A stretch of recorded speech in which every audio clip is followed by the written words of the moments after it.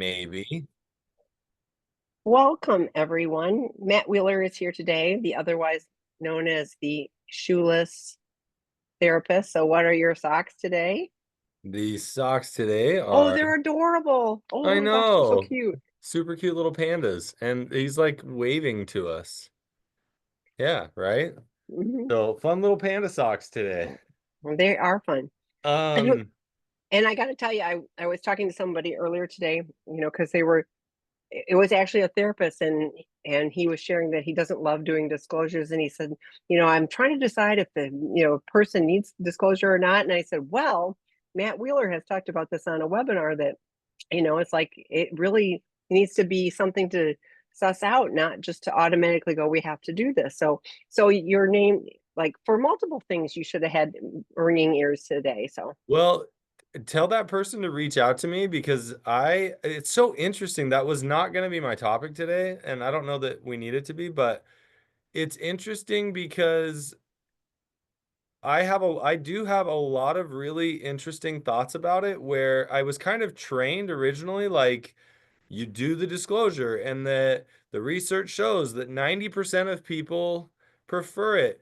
And I'm not suggesting that it isn't still preferred. However, it is interesting to me how many years later, because I'm working with couples and a lot of couples don't start couples therapy early on, I often get them after the fact. And once there has been a good connection for the couple for a while, it's interesting how often we start to discover that some of the information shared in a disclosure ends up uh, often becoming like PTSD. mhm, And but I also understand that there's PTSD in the beginning when you're like, I don't have any information. And so it feels good to give me all the information. mhm. And I have a lot of mixed feelings about it. And it has to do with what I'm seeing. In a couple of cases, I remember having partners tell me, like, I didn't want to hear all this. And it's and then I've also had partners say I want to hear more, and it's like, well, like, it's such a delicate balance, and I do have some. It has left me in a lot of contemplation, and I talk to my couples who haven't done it yet a lot about, okay, let's really suss out the pros and cons.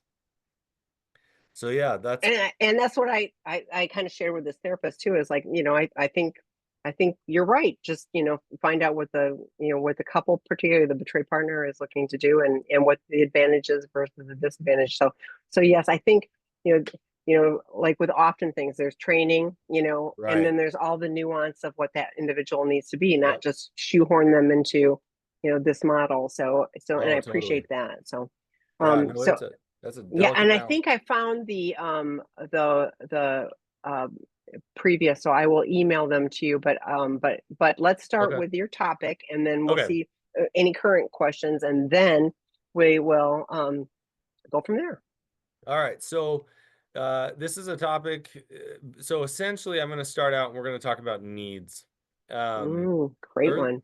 early on in recovery, what I've learned that people who typically are in um, any sort of compulsive, addictive behavior, whatever it might be, and often their partners are just the both individuals.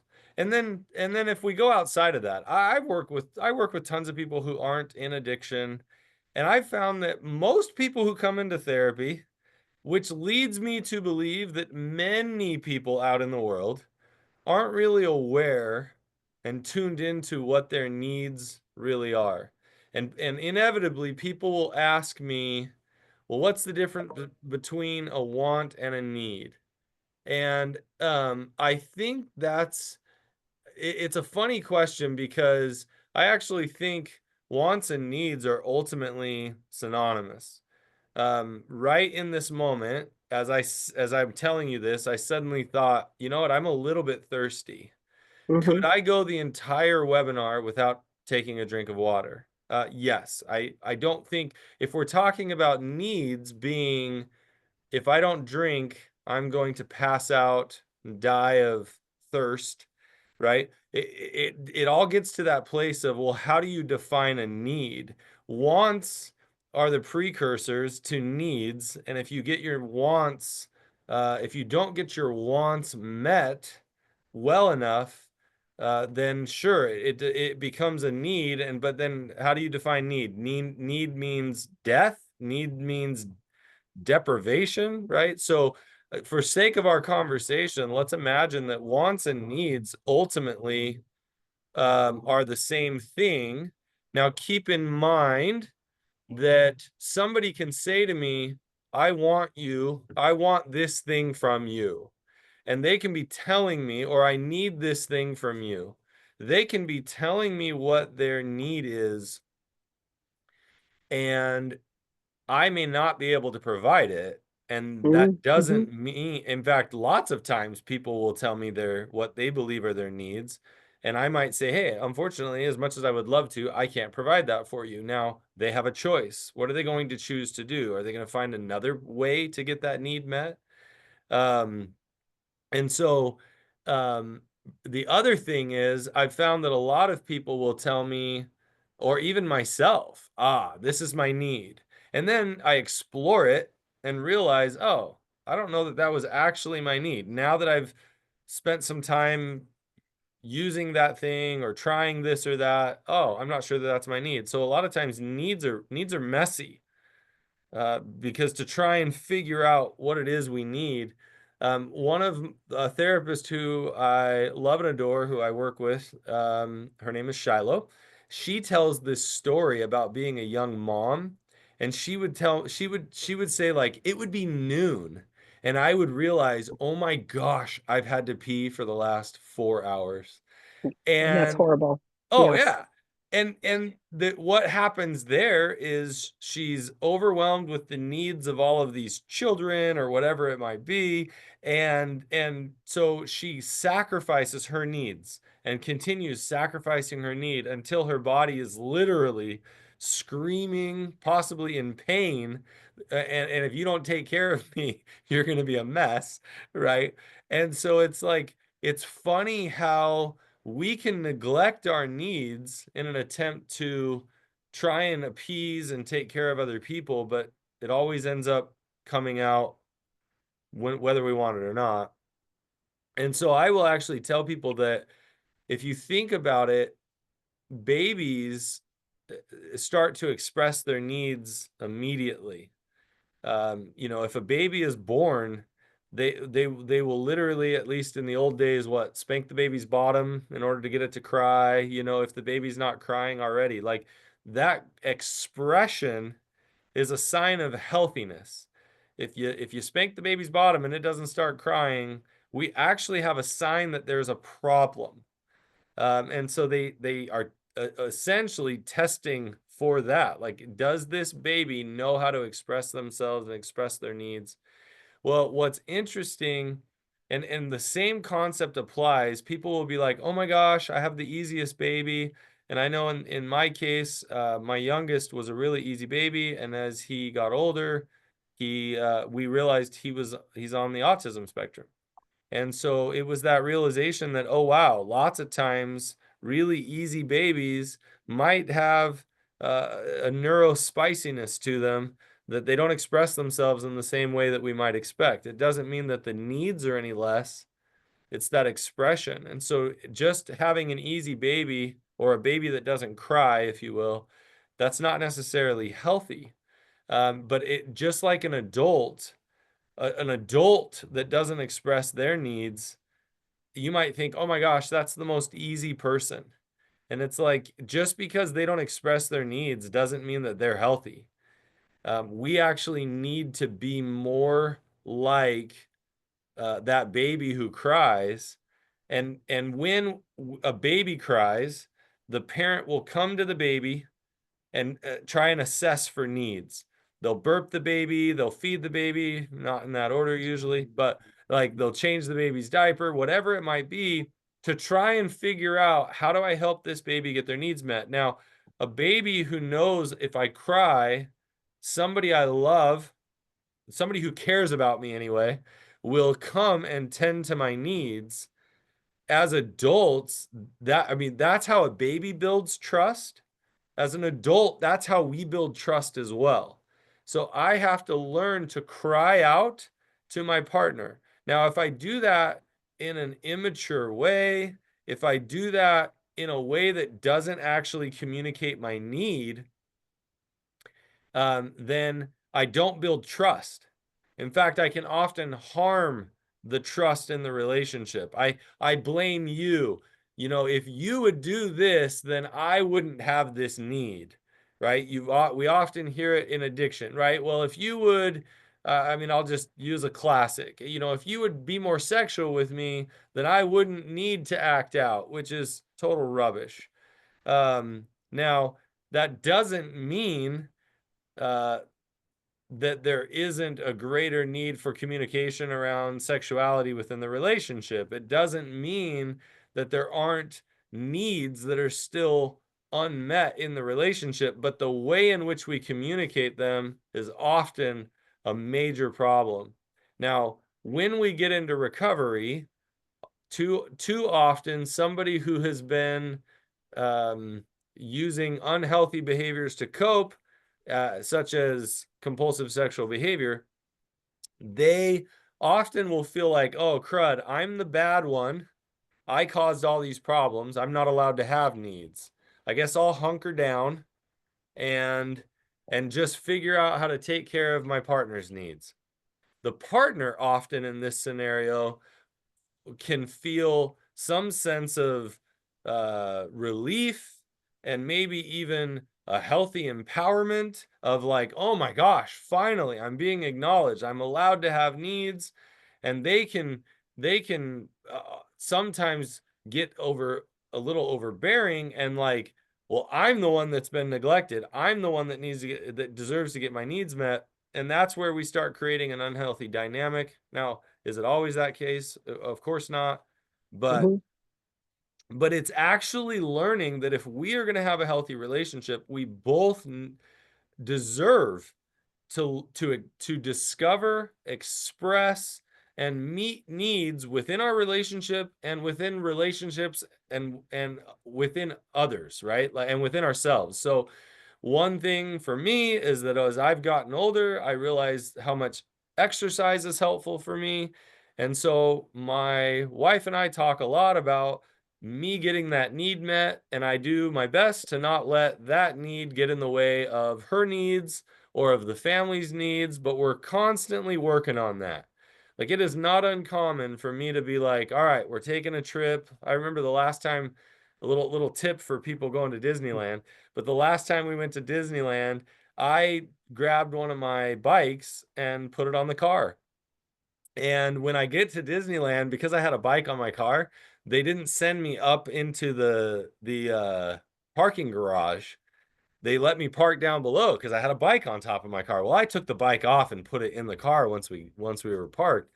But so a little tip for being able to park in a better parking spot. But my wife knew that at some point on that trip, I was going to go take a bike ride around California, and I totally did. Now, it wasn't the day that we went to Disneyland. It was the next day, and I went and had a couple hours of a ride. And so we know each other well enough and we communicate those needs that we get those needs met. Now, biking isn't a need. Biking is a tool. And I have to be really careful because I keep learning about sexual health. And um, I have to be careful because sometimes I ask myself, is sex a need? Well, a lot of the times I've told people in my past, I've said sex isn't a need, but don't forget, sex is one of the most amazing tools for creating connection and meeting needs within a relationship. Um, but if it were me, biking would be a need too. And I would put that on a list. Everybody needs a bike. Everybody needs to ride a bike. Life would be better if everybody in the world biked. Well, sex is kind of Go to the Netherlands. So yeah, yeah, it's another lens, right? yeah. Well, I think sex is probably way more important to the world than biking. You know, it's a much more universal. tool to meet needs. And we can't forget that the tool of sex can meet so many healthy needs within a relationship, but it can also cause a tremendous amount of damage when used inappropriately. And so I try to teach my couples, like, the sooner we can get back to a healthier sexual connection where we can both get needs met within that relationship, Hmm. the better we're able to meet each other's needs as a couple. I wasn't planning on making this about sex today, but if you think about needs, when we start to figure out how to get our needs met, that's where that word that I sometimes call a dirty word, but I don't really think it is, the word of boundaries gets in here. Because we start setting boundaries with each other, trying to say, hey, I have a need. Can you help me? And I have a need. Can you help me? Right. And a therapist that I had hired for myself years ago had said, remember, boundaries are about teaching other people how you need to be treated. But even more so, when I think about that, I'm giving the other person an opportunity to treat me to my need. That doesn't mean they're obligated. And so that's where we have to, when we start communicating needs to each other, it's me figuring out, are you, as my partner, willing to explore my need? And early on in recovery, we're kind of clueless. And so we tell ourselves stories. Oh, if he acts out again, he has to move out of the house for a month. Well, that's a weird one, because how do you know that that's what your need is actually going to be in that moment? And we tell them that almost because we want to tell them, well, you need to know that if you do this thing, you're in trouble. And the truth is, if they do that thing, our relationship is in trouble. The trust between us is broken. It's in trouble. And that's really what we're trying to communicate is, hey, if you hurt me again, I'm going to need something, and I don't know what it's going to be. But in the moment, I'm going to try and tell you. And so I might very legitimately need space. I might very legitimately need to say, hey, uh, I don't want to sleep in the same room as you. I would prefer if you slept somewhere else and I had the bed and the room to the peacefulness of myself. And that it could be a very legitimate need. But learning how to slow down and figure out what the actual need is, and so I'm not reacting. I teach people with their kids. Your kid does something and breaks the rules, right? They don't come in at midnight, like you said, like you asked them to.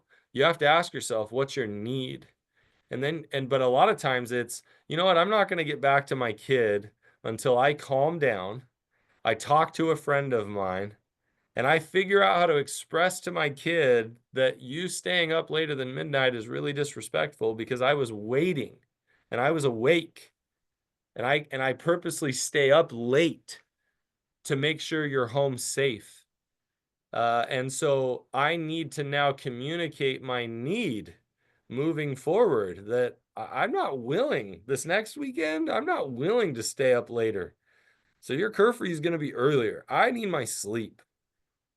Right. And so now I'm coming to you, and it might take me a week to communicate my need to my partner, to my kid, to my friend. It might take me several weeks, but I'm going to slow down and figure out what my need is. Now, sometimes we don't have the luxury of waiting.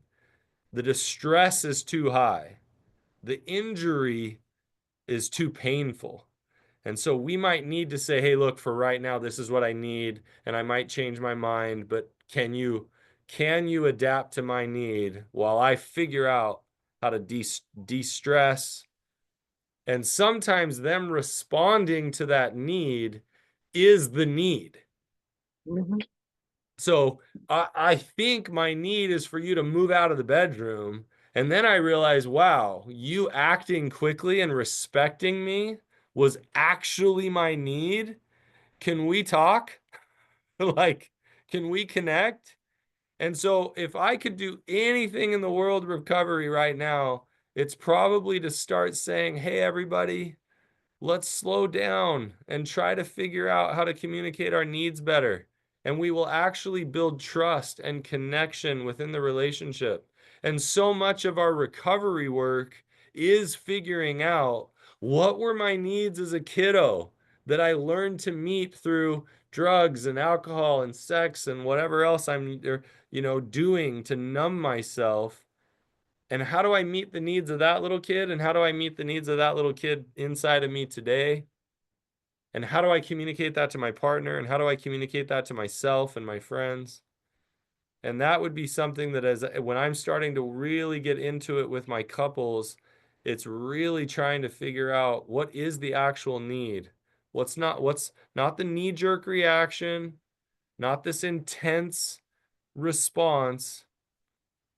And I realize sometimes that's impossible. The pain creates an intense response, but following back through with each other often can alleviate some of that. So, anyway, Tammy, what are your thoughts or questions? I was thinking how universally applicable this is. This isn't just about primary relationships. So you talked about kids, but this is friendships or siblings. I mean, whatever, work colleagues. I mean, it can be anything. And so slowing everything down.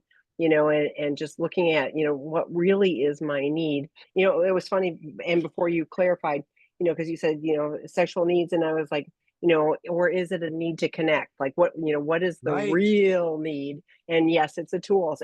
But you covered that later. I was like, it's usually, like, is sex a need? Because I'll tell you, every sex addict is, I need this. I'm like, you Right. know, and I'm go, nothing's going to fall off if you don't, and all of those things, and it's going to be okay. But if you're looking to really connect, and the other thing you said is get back to healthy sex. I'm like, lots of couples never had that. Like, it's never been. So Yeah. getting to a place of healthy connection Yeah. that you may have never experienced in your life. You're totally right. And that is a mistake. The way I say that, get back to, oh, how about let's learn to establish healthy sex moving like for the first time. Oh, Yeah. you're so correct there. I love that you corrected me on that. Well, yeah, and it's just, but it's with everything too. It's like, rather than like, I want the relationship back that we had. We're talking in the arena of addiction and betrayal and all of those things. No, like it's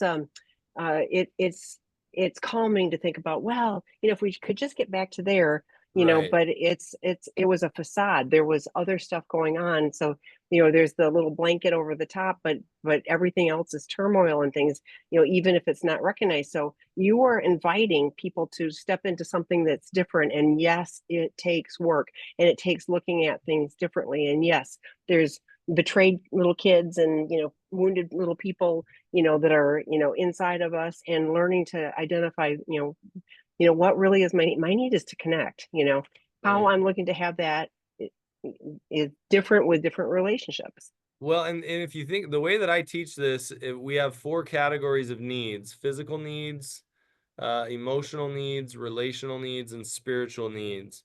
And the way I teach this to my couples is I'll say the only category of needs that you can meet as a couple is relational. Because under emotional, for instance, self-worth, believing self to have value, right? I can go to my spouse all day long and say, hey, you need to make me feel better about myself. But if I don't realize that my spouse can't do that, they can give me affirmations and give me a shot of dopamine of where I'm like, oh, that feels good, you told me I'm lovable, and then I'm like going back for more, right? And so there are three of the four categories of needs that I have to actually figure out within myself.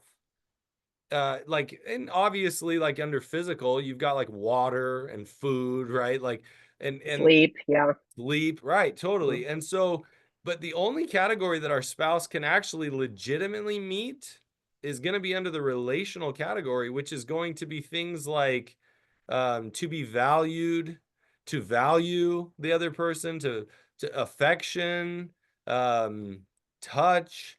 I mean, there's to be heard, listened to, right? There's so many different things under relational, but too often what we've done is we've made our self-worth about how often you have sex with me, right? Or what type of sex we have, rather than, hey, I can tell that that feeds the need for a small moment, but always ends up falling short.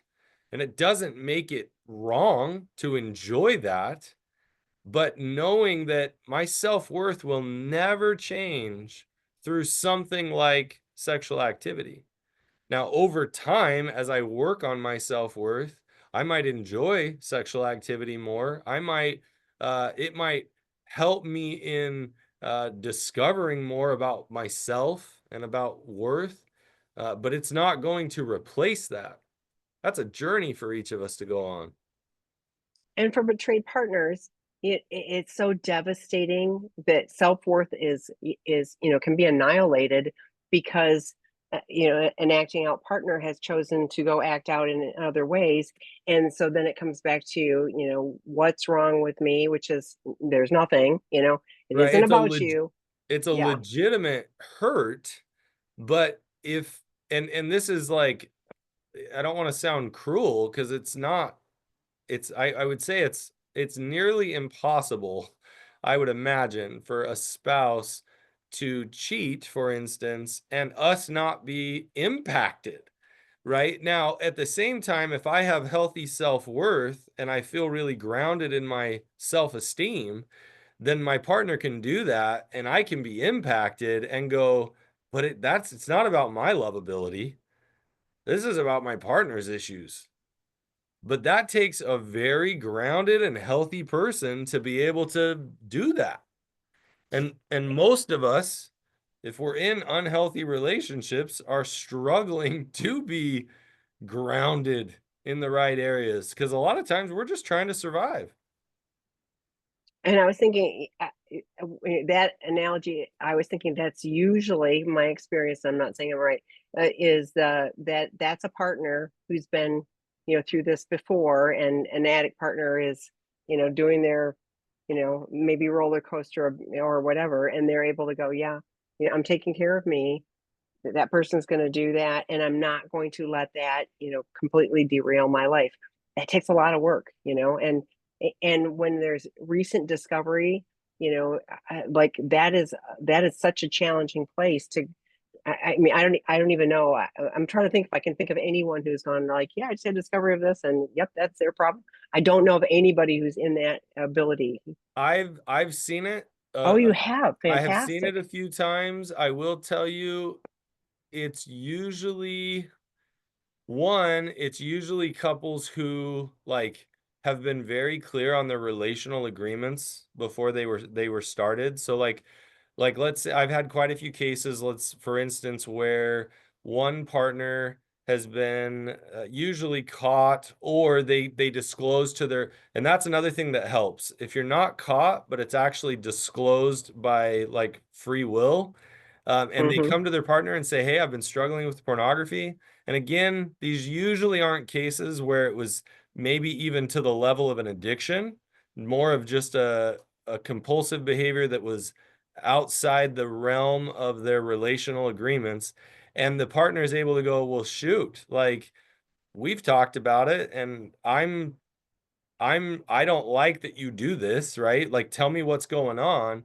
Usually it's couples who were very upfront in the beginning about what their relational agreements were with each other, and when that's violated, like I said, most often it's disclosed and not caught. They can often be really grounded and go, well,